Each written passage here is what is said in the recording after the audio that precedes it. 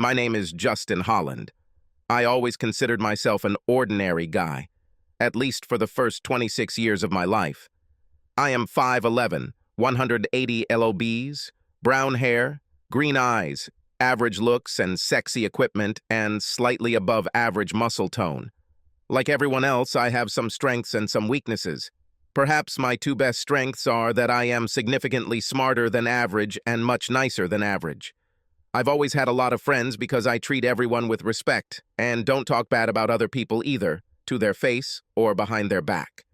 I'm kind and helpful to others 99.9% of the time. I rarely lose my temper, and when I do, it's only when I'm severely provoked. Two weaknesses that I have always known about are my lack of self-confidence and my condition. If I really lose my temper, I fly into a rage. Luckily, losing my temper has only happened 3 times in my life. Once I ended up in the hospital, and the other 2 times other people ended up in the hospital. I had another major weakness that I didn't know about until my wife, Ginger Holland, played the rating game. Ginger is also mostly average. Although for me, and I think for most guys, although I don't ask them, she is significantly prettier and sexier than average. Like me, she is usually pleasant to everyone, although not to the same extent as I am. I didn't have much sexual experience when Ginger and I got married at 21, although I certainly wasn't a virgin, and neither was she. We were married for 5 years when we were both 26. We were cute and enjoyed each other's company, and I was sure that each of us was happy with the other. Ginger then went to her friend Ashley's bachelorette party before her wedding, where she was to be a bridesmaid, hosted by another friend, Sybil. Ashley was a little more adventurous than Ginger or I. Sybil was more than adventurous. She was brave, stubborn, and sometimes reckless.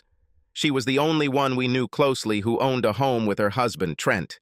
Since no one at the party was rich, it wasn't a huge event like a Vegas weekend, but it was an all-day event starting at 10 a.m. on Saturday at Sybil's house. Trent was kicked out during the party. Trent, I, and the other 2 husbands of the party played tennis and bowling during the day and watched the action movie Chick Killer in the early evening. Trent then went to one of the other husbands' apartments around 10 p.m. to wait for a call from Sybil to say it was okay to come back, and I went home to our apartment. I was almost asleep on the couch with the TV just providing background noise when the phone rang at about 11:30. It was Sybil. In a slurred voice, she said, "Hey, Justin, man, your little lady passed out. Come get her." Then she just hung up. I quickly splashed some water on my face, grabbed my car keys, and drove to get Ginger. Ginger rarely gets drunk. In fact, I had only seen her like that twice before that night. Sure enough, she passed out, so I carried her and her bag to the car, put my seatbelt on, and drove home. By the time we got to our apartment, she had recovered a little, so luckily I didn't have to carry her up the steep stairs to our second-floor apartment, although I did have to help her do it. She was in a cheerful, playful mood, just like the 2 times I saw her drunk. I had to help her undress, I took a shower with her, and then put her to bed. As expected, Ginger was hungover the next morning. I talked to her a little while she was still in bed, but I didn't hear much from her about the party other than moaning. About the only sensible thing she said out loud was, "Justin, honey, please get me the pills I have in my purse and some water." I looked for her purse, but remembered it was in the car along with her party bag.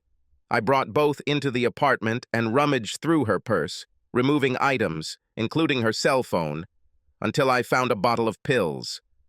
I took 2 pills from the bottle, poured a glass of cold water, and returned to the bedroom.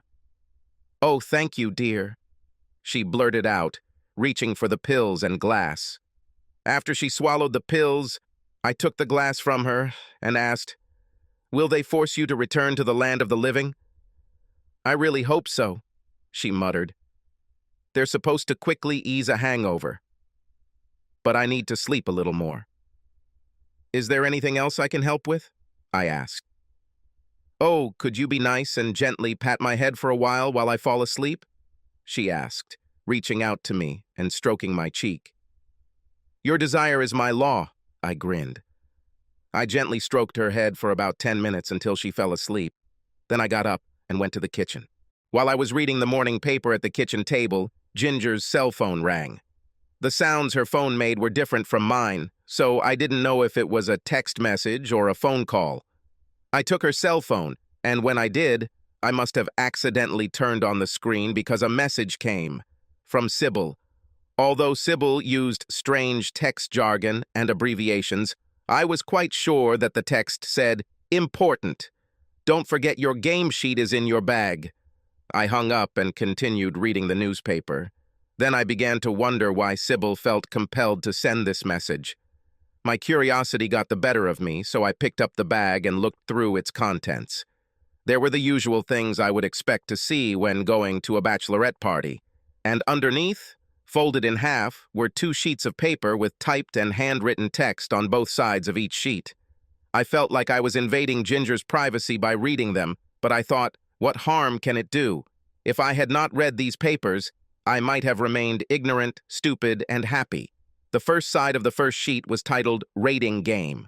All the papers seemed to have questions and a few statements printed on them, with Ginger's distinctive handwriting underneath each question. Next to almost all the answers were what looked like grades in someone else's handwriting, and several letter grades, ACA, B+, at the top of the first page. Ginger's name was not on it, but there was no doubt that she had filled it out. Despite my concerns about violating Ginger's privacy, my curiosity was at its peak, and I couldn't suppress it. A large number of the first questions I read were about characteristics and happiness with me. Now my curiosity was off the charts. I read with a smile on my face for most questions, such as, is he affectionate? Does he always remember important dates? What are his best character traits? Do you love him as much as when you got married? Her response to this was more, and so on. And Ginger's responses. Most of her responses were flattering to me, interspersed with her good sense of humor and some jokes we shared. I wish I had stopped before I got to the top of the second sheet, page 3, because the questions and answers there, now imprinted in my brain, were different. Question: what is your husband's best intimate talent? Answer: snuggles like a big teddy bear. What are his biggest intimate flaws? Unfortunately, everything else. How would you rate your husband in bed before you got married? On a scale of 1 to 10? Oh, 2, maybe 3. That's not why I married him. How do you rate his skills in bed after marriage? Unfortunately, the same thing. 2+, I think. What has been your best sexual experience since you got married? One night stand during a business trip to Chicago. I've never been to Chicago. What happened next still remains a blur to me. I think I collapsed in a chair, shed a few tears, and then went outside. I'm not entirely sure of this sequence, but I remember almost falling down the stairs and bruising my knee on the railing when I tripped. I also think that after wandering the streets on foot for several hours, at least I was smart enough not to drive because I would have gotten into an accident. My mind was in turmoil. Until I read the questions and answers at the top of page 3 of the rating game, I thought that I had sexually satisfied Ginger and that we were sexually compatible and definitely exclusive. Not having an overabundance of self-confidence to begin with, my self-image quickly evaporated. In fact, it was in a terrible state. I finally reached my apartment around 4 p.m. I didn't know what I would say to Ginger. I didn't know what to do. I felt more lost than I ever had in my life. When I entered the apartment, Ginger was in the kitchen. Sybil was with her. I saw Ginger crying, and they both had scared faces.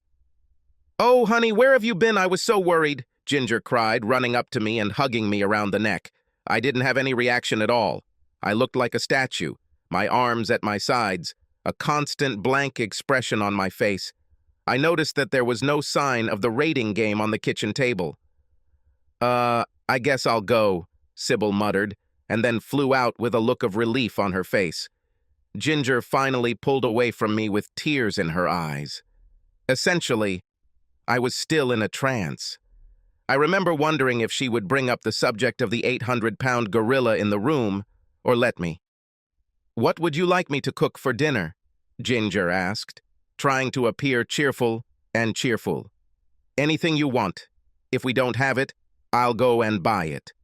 With a blank expression still on my face, I muttered, Italian sausage with peppers and onions, and then plopped down in a chair. The fact that I actually answered the question seemed to cheer her up. Oh, great, honey. I'll go get them right now, and I'll also buy 6 cans of your favorite imported beer, she blurted out. She wiped her face, grabbed the car keys, kissed me on the cheek, and ran out the door. I'll be right back, she shouted.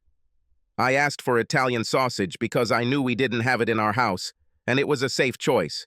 As soon as the door closed, I began to pack my things. I made a decision. I just couldn't live a lie. I needed enough clothes to last me a few nights until I could find another place to live. I could sleep on the couch in my office at work once, and then find a place where I could stay for a while.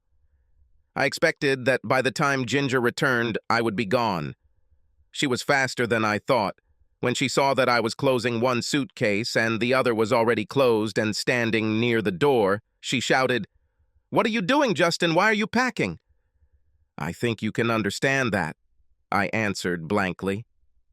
Her jaw dropped when she heard this, and I guess she felt she had to bring up the 800-pound gorilla. "It was just a stupid game, dear. I was drunk. You saw what a terrible state I was in."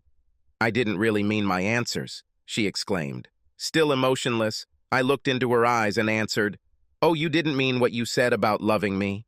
You certainly couldn't mean the answers about how I'm 2 out of 10 in bed, and that you had a one-night stand that actually made you happy, because no sane person would lie about such things." "It was just a damn game," she screamed. "I don't give a fuck about any of this. I love you. I want you to be the father of my children." She ranted as I picked up my suitcases and headed for the door. "You can't leave because of some game at the bachelorette party," she howled, grabbing me and literally falling to the floor. Her scream as she lay face down in the doorway caused the other residents on our floor to open their doors and widen their eyes. Having taken 2 steps down the stairs, I turned around and said calmly, "You deserve to have a husband who satisfies you. You don't need me." Out of the corner of my eye, I saw one of our neighbors rush to the lying figure on the threshold of my former apartment, her crying creating background sounds as I mechanically got into the car and drove away. That Sunday night, I stayed in my office and showered in the gym in the basement of the office building I worked in, then changed clothes. Throughout the day, I sent all incoming phone calls to voicemail. I called a few of my single friends and found one who agreed to let me stay in his spare bedroom until I found another place. Trent, Cybel's husband, visited me that afternoon. "Can we talk in private, Justin?" he asked with a shy expression on his face.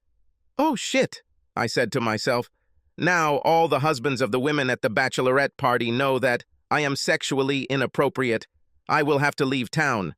Despite the pit in my stomach, I didn't see a way to avoid this, and I thought that maybe by talking to Trent, I could avoid future visits from other people.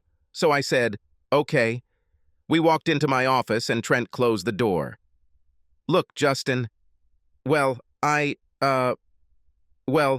don't really know any details, but Sybil is beside herself because she made the women at the party play some stupid game she made up. She says that all the women were drunk when they played it and that no one knew whose game sheet they were looking at and judging and, well, that everyone was just being stupid. Sybil is devastated that you left Ginger and that you apparently aren't answering your calls. I knew how much it hurt Trent and that he was only there out of love for Sybil, so I didn't say anything or even look him in the eyes." Trent took a deep breath and then continued. "Sybil is at your house right now and says that Ginger is a wreck and couldn't go to work today, so Sybil didn't go to be with her either. Dude, can you get through this? I know whatever Ginger said was just a drink." After gathering all my composure and doing everything possible not to cry, I finally looked at Trent. He shifted in his chair and it seemed as if he would rather be anywhere else on earth. "Sorry, dude," I said quietly. My insides were ripped out. I don't see any way to overcome this. Then I laid my head on the table and, despite my decision not to do so, began to bawl like a baby. I felt Trent touch my head and heard him say, "Sorry, man," and then heard the door to my office open and close. I was on autopilot for the next week. I contacted family law attorney Jessica Stearns, who was recommended by the corporate attorney at the company I worked for.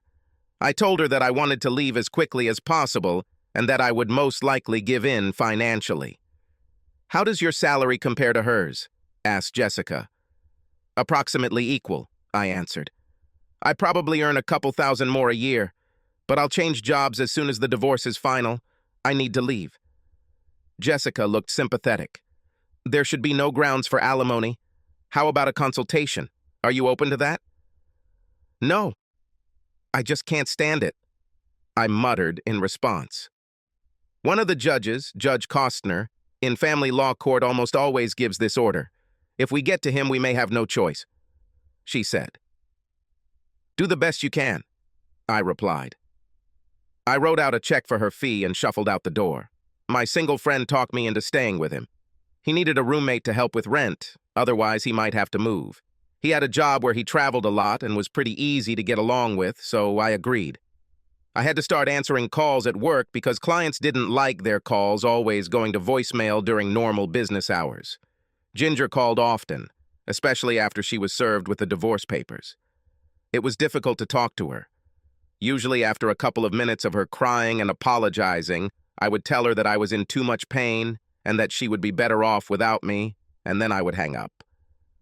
Murphy's Law said we would get Judge Costner, and of course, Murphy's Law always prevails. Ginger really wanted him to schedule a consultation, and there was nothing Jessica could do to stop it. My first counseling session was one of the most painful experiences of my life. Ginger went through a whole range of emotions, sometimes asking for forgiveness, crying, screaming, chastising me for failing to be a man, repeating over and over again that she loved me, that if I looked at the whole game sheet, I would see that I was a Category B+ husband. Of course, she destroyed the game sheet the day I saw it, so the consultant couldn't look at it. Ginger also swore that her one-night stand in Chicago was the only time she had sex with another man during our marriage, that she was drunk and felt terrible then too, and that it would never happen again. These comments acted like anesthesia on me. I participated as little as possible in the session. Luckily, I was numb most of the time, because if I wasn't, I probably would have cried. I saw the consultant's sympathetic glances. The counselor ended the session 10 minutes early and asked me to stay and talk to her alone. As soon as Ginger left the room, she got down to business. "Justin, I think you are clinically depressed. I feel like you had no self-confidence before, and this episode just destroyed you. I don't see how marriage counseling will do you any good, but I do want you to see a psychiatrist. Will you report this to the judge?" I asked. "It will be in my report to him. Here is a list of psychiatrists I recommend," she continued, opening her desk drawer, pulling out a printed sheet and handing it to me. "Please go to someone. You need help. You can't go through this alone." The following week, Judge Costner revoked the counseling order, despite Ginger's protests. However, he told her that she should see the counselor again, alone. I'm sure she did, because a week later she stopped resisting the divorce. Obviously, I didn't attend Ashley's wedding, and I think Ginger declined to be a bridesmaid. Ginger couldn't believe that I didn't want anything from our apartment or our savings other than a few items of clothing and sports equipment. She offered photos, souvenirs, all sorts of things, and even money from our checking account or some bonds we owned together. But either Jessica or I politely declined everything. I know what really bothered her was that I didn't want any of our wedding albums. Ginger never asked for child support. Before my divorce was final, I quit my job and moved out of town. I got another stressful job that required 80 hours a week but paid very well. Since I had no other life at that point, all I did was work, eat, sleep, and exercise, I made a ton of money over the next 2 years. In those 2 years, I never went on a date, and I never even masturbated. I don't know how long I would have kept this up. But one day on vacation, when work wasn't doing me any good, and I'd already been working out for 3 hours, I decided to clean out my apartment. I dropped the folder, and out came the list of psychiatrists the marriage counselor had given me. I never thought about it. Holding the paper in his hands, he sat down at the kitchen table and began to cry. In a moment of courage, I decided right then and there to do something with my life. The next day, I called Dr. Winston. We arranged a consultation for the next day after that. I took one of the few days off from work in the last 2 years and went to see him. After listening to my story and my post-divorce life, including my complete lack of sex of any kind, he unhesitatingly prescribed a further course of action. "There's no way I can help you, Mr. Holland. You need to see a sex therapist. My strong recommendation is Dr. Susan Jenkins. She's both a psychologist and a licensed sex therapist, and if anyone can help you, she can. I'll call her right now. When can you see her?" asked Dr. Winston. "As soon as she gets the chance, I have the courage to do it, and I don't want to delay and look for a reason to back down," I replied. By Friday of that week, I went to see Susan because Dr. Jenkins insisted that I call her. She was a distinguished woman with deep, piercing blue eyes, light brown hair, a graceful figure, and fashionable clothes. She wore granny glasses, which gave her a stylish rather than aged look. I would estimate her age to be 50. She had a written report from Dr. Winston and began talk therapy immediately. Despite my concerns when I walked in, she put me at ease within the first 10 minutes. She told me that the specifics of my situation were unique, which did not surprise me. Despite the uniqueness of my situation, by the end of my second session, she had a complete plan of action. "I know this will work, Justin," she said with a big smile. She got up from the chair, walked over to the sofa where I was sitting, grabbed my hands, pulled me towards her, and hugged me. When she opened her arms, she looked me in the eyes and said, "I guarantee that within 6 months, all your problems will be behind you.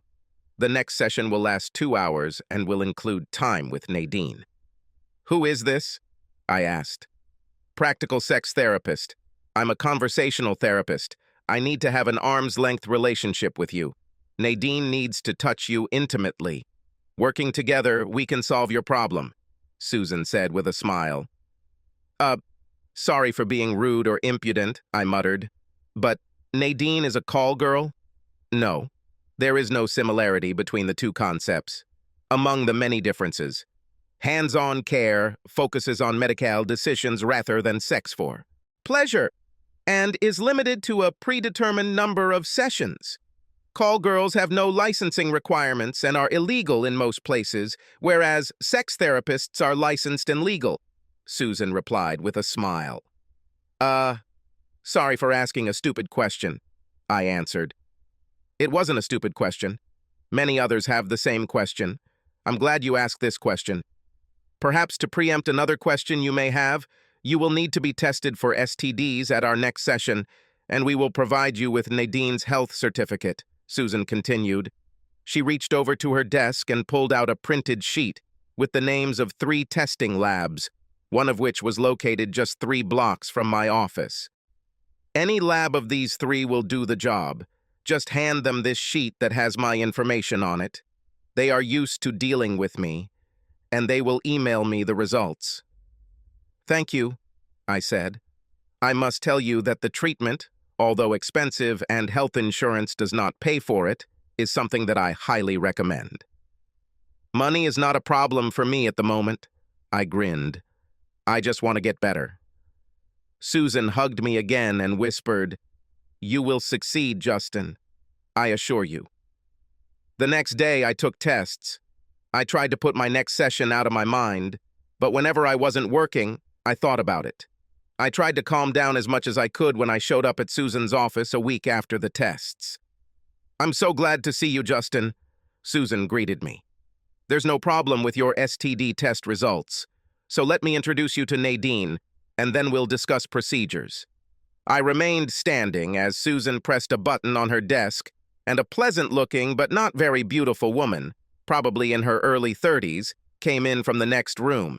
She seemed to be wearing only a robe and slippers. "Justin, this is Nadine." "Nadine?" "Justin," said Susan. Nadine had a warm smile and a gentle but almost electric touch as she took one of my hands in hers. "It's very nice to meet you, Justin," she said, and from her behavior I was sure that she was serious. Even though I had seen many women look more beautiful than Nadine, she had an aura about her that made her certainly more attractive than her appearance would suggest.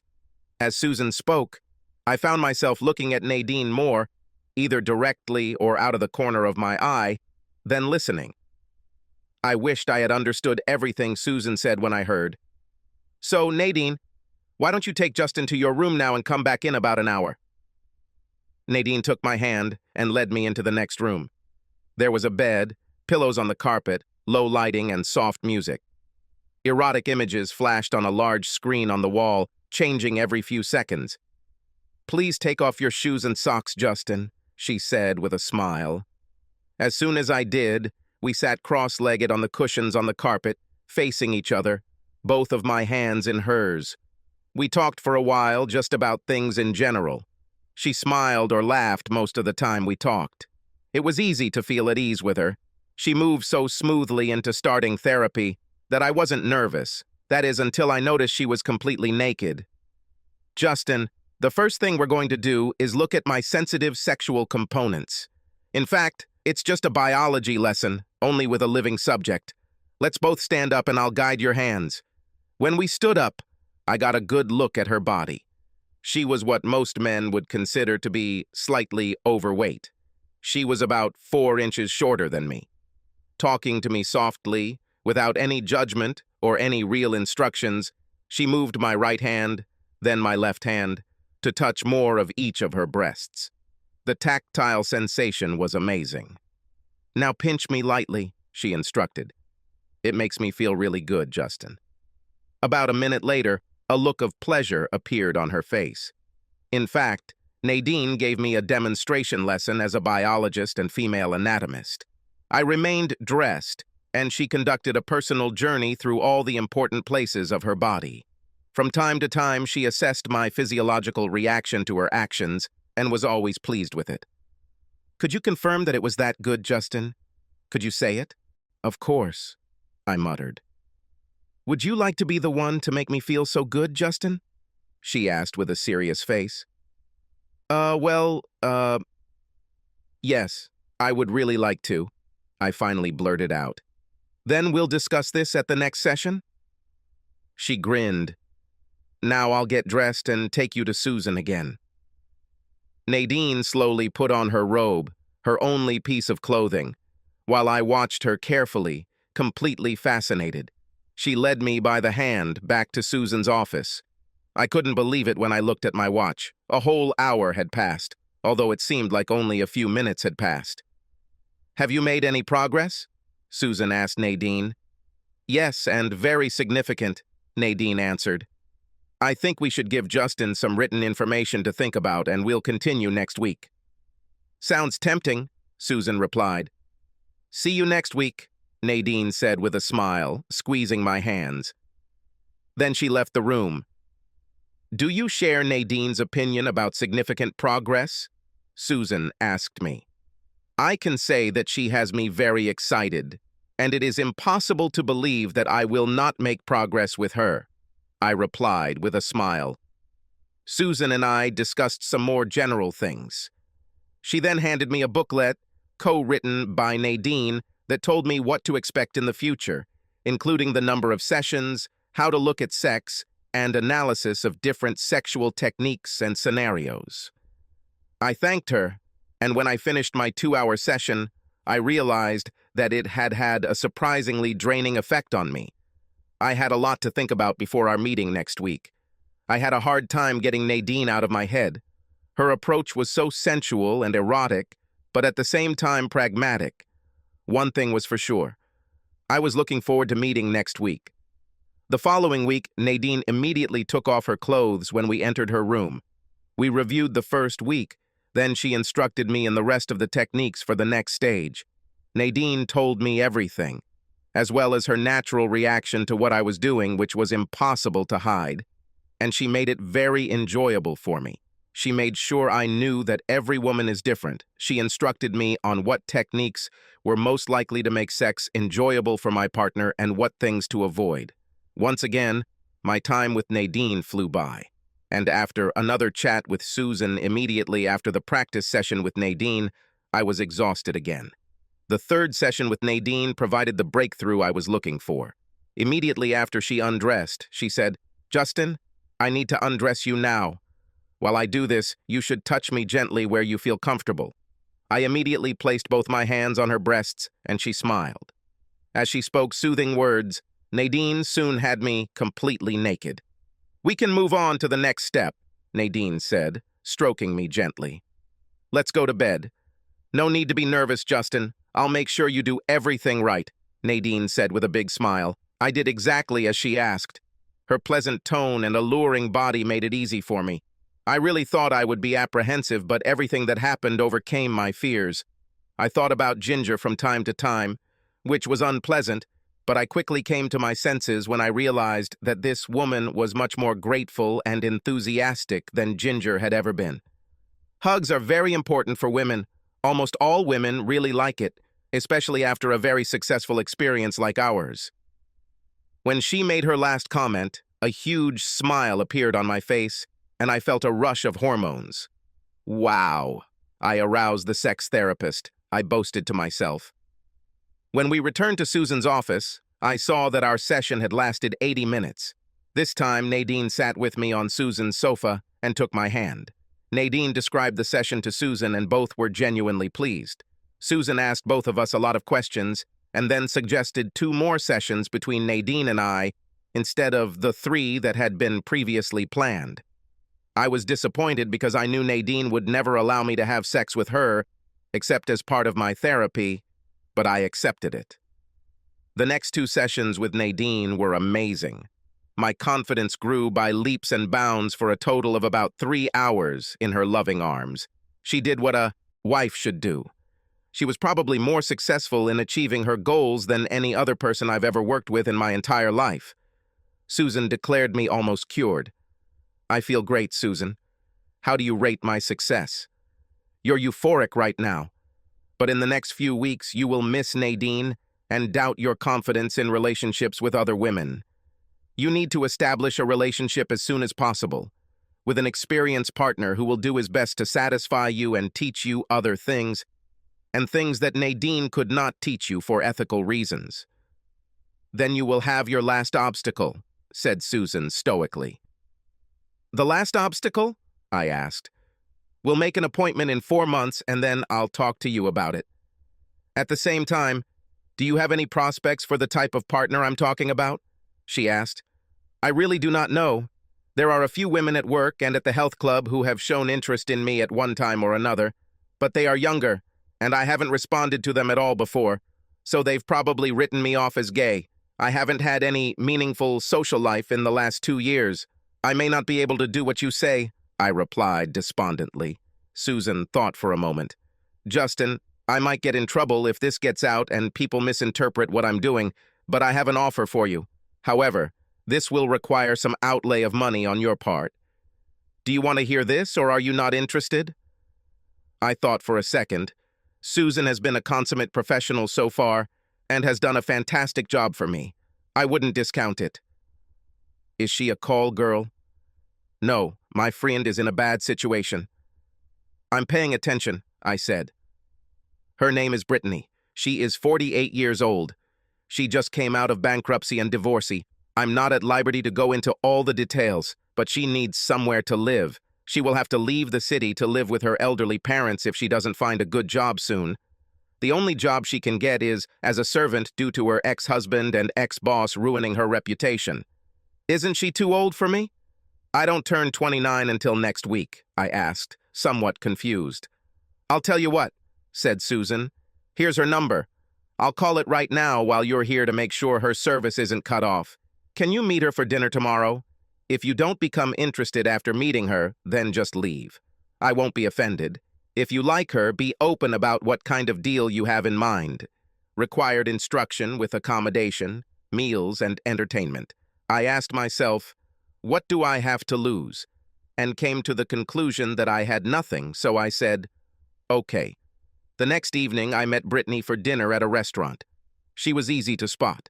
She had fiery red hair, big breasts, a big ass, and a thin waist. Her face was not classically beautiful, but it was very pleasant, open and friendly.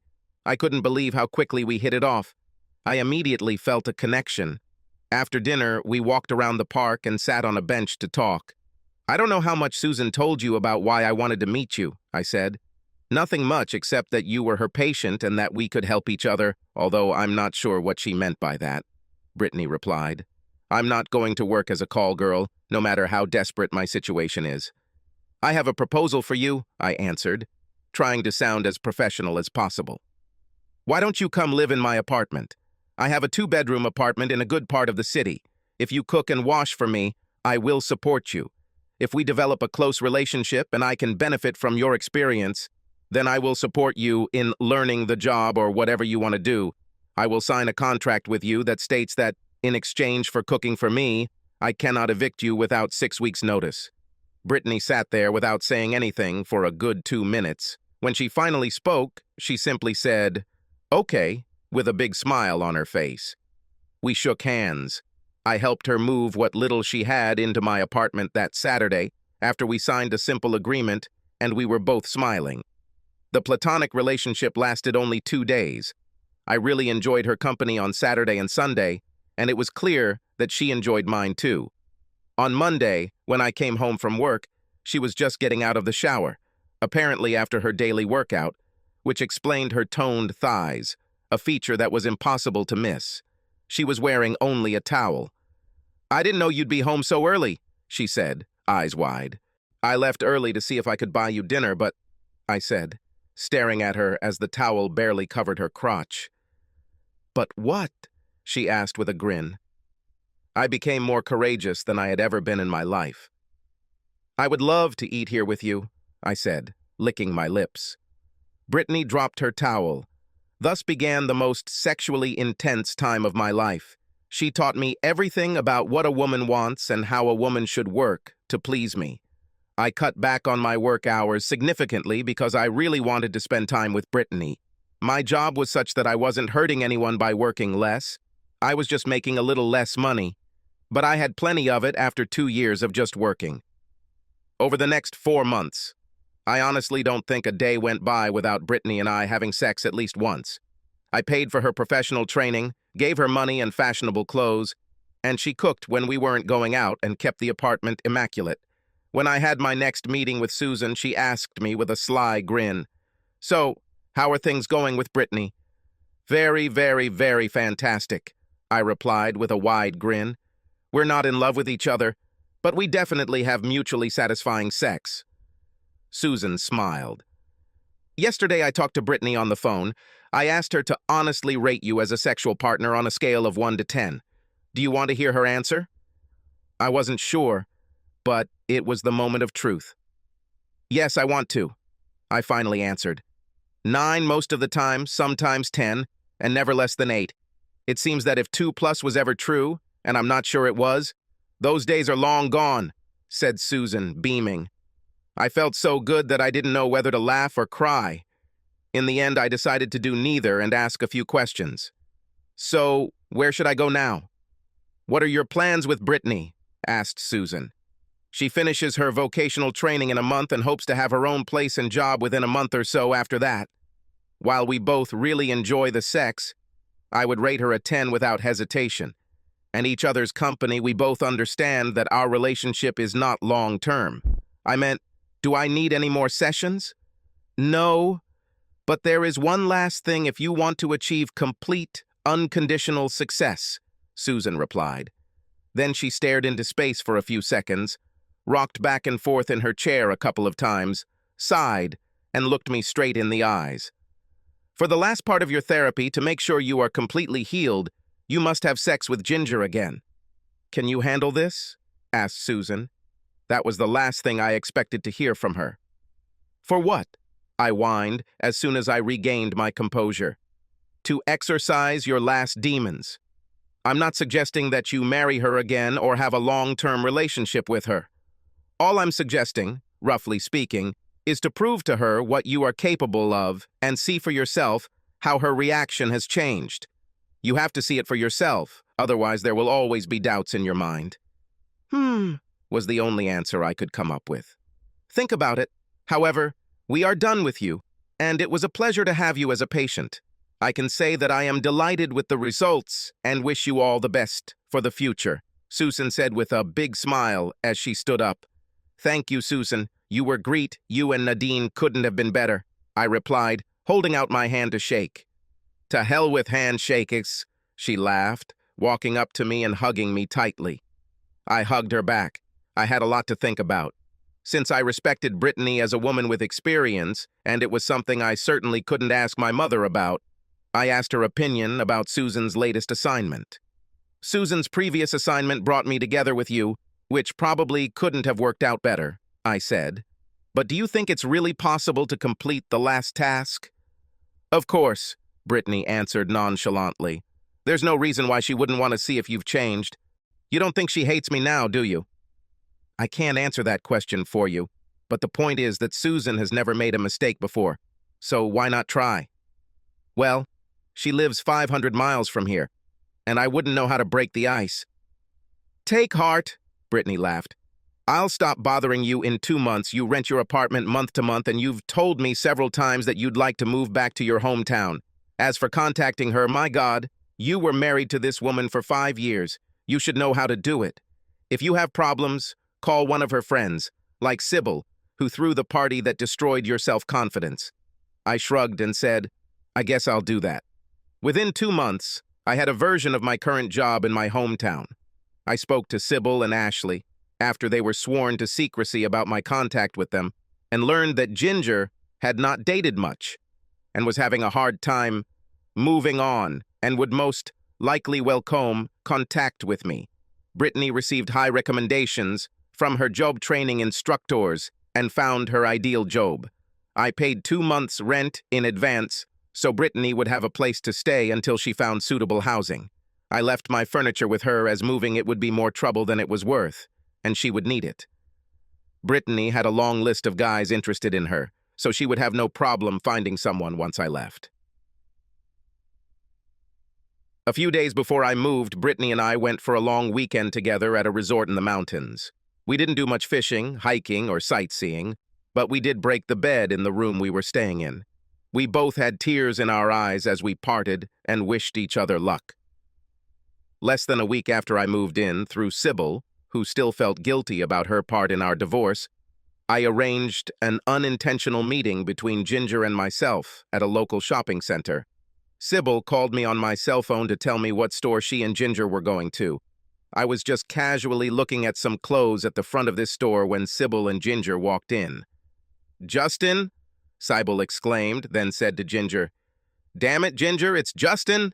and grabbed Ginger's hand and hurried over to me. I feigned surprise, but greeted them warmly. Ginger looked like she had seen a ghost.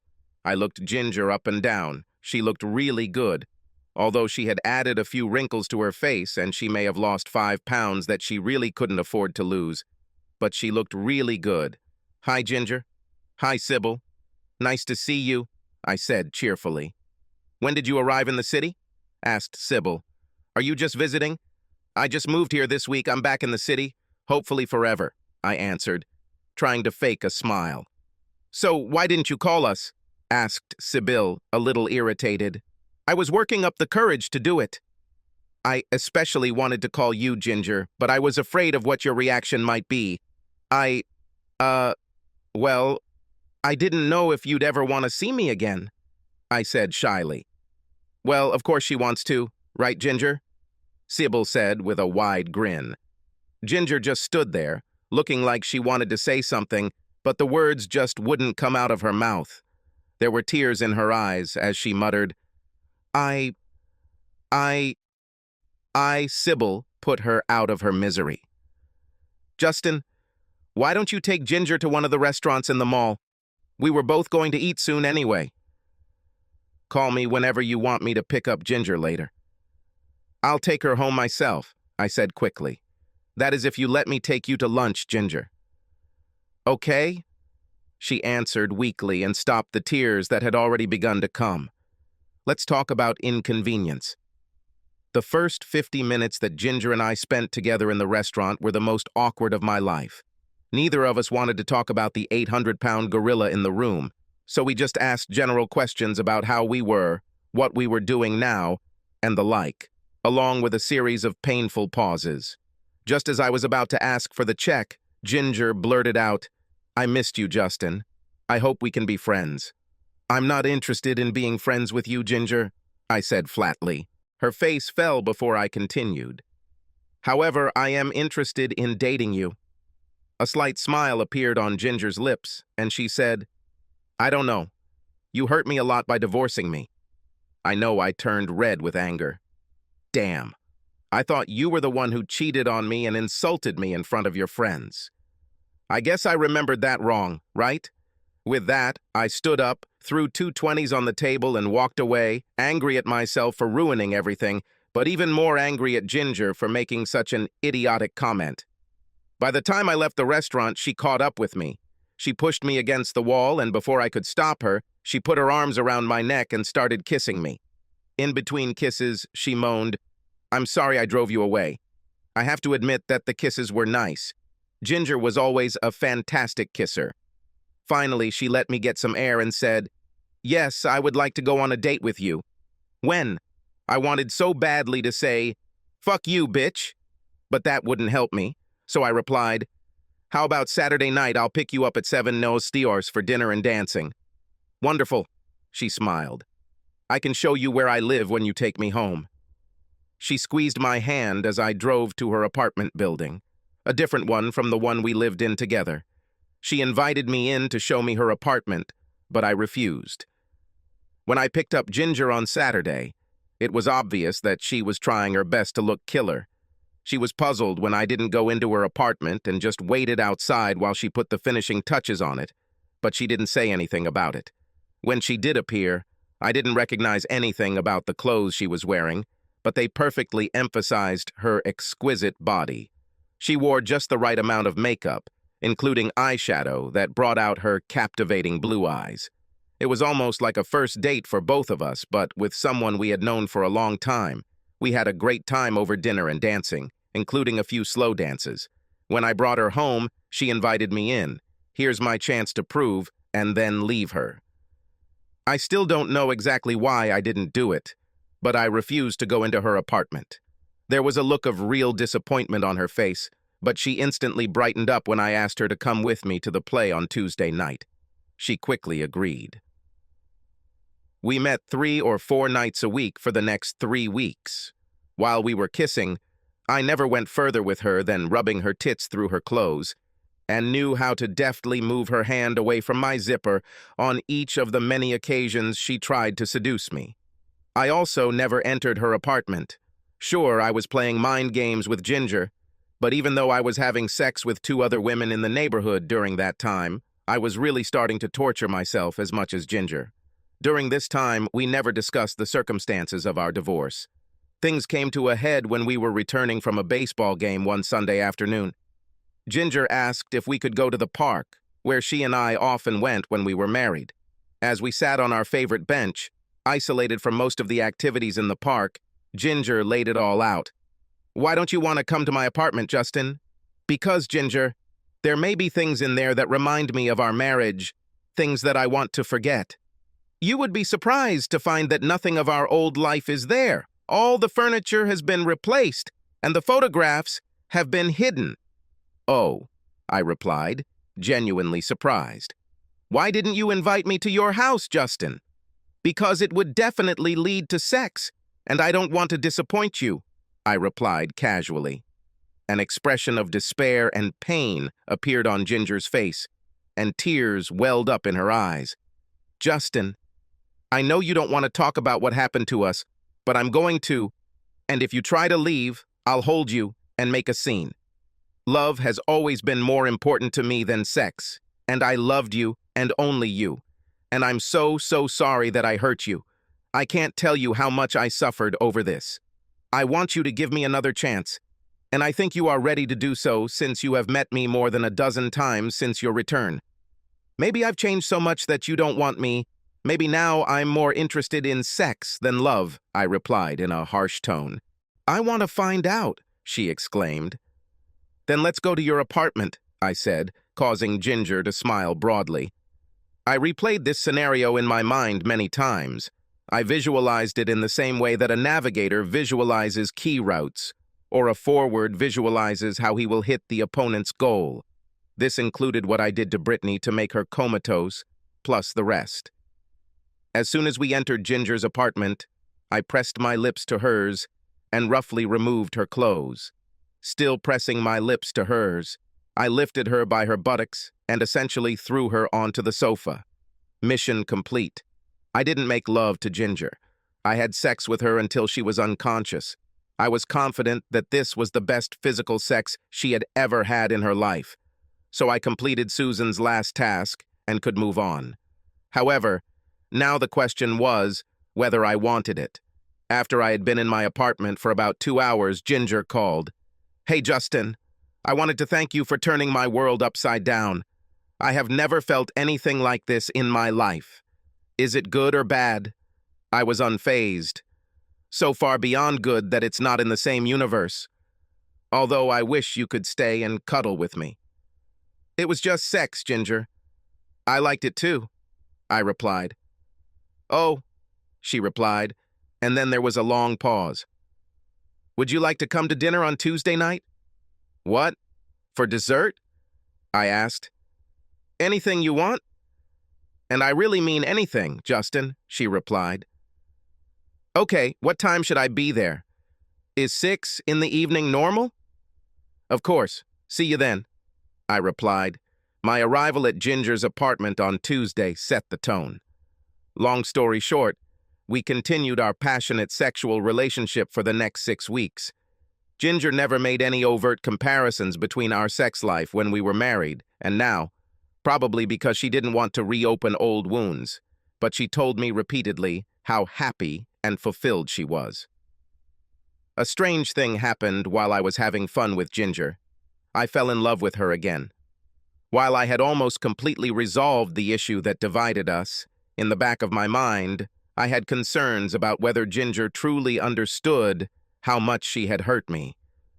My reaction to this worry probably wasn't very mature, but I felt like I had to make sure she felt my pain before we could move forward.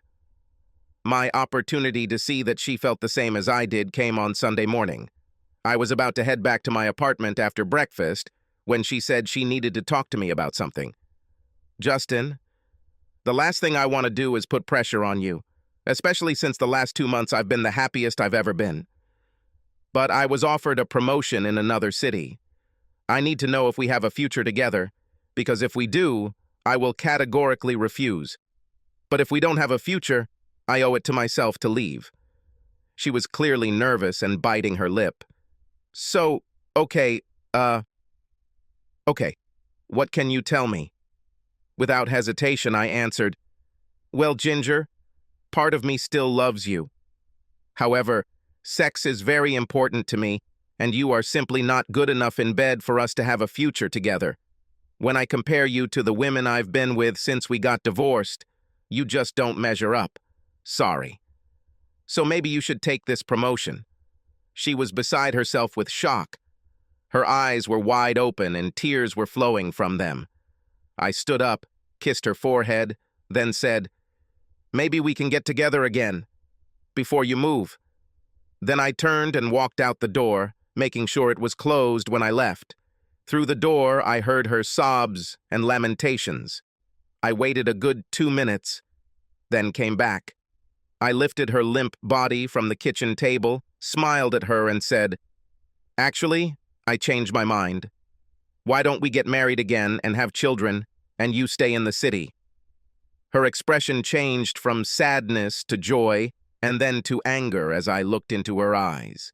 Then she started hitting me in the chest with her fists, shouting, "You damn asshole, ruthless! How could you do this to me? I hate you, son of a bitch." After she had been pounding me for half a minute or so, I threw her over my shoulder, carried her back to the bed, tore off her robe, pushed her face first onto the mattress, and made love until she was senseless. A month later, we got married again. The day we did this, she threw away the remaining birth control pills.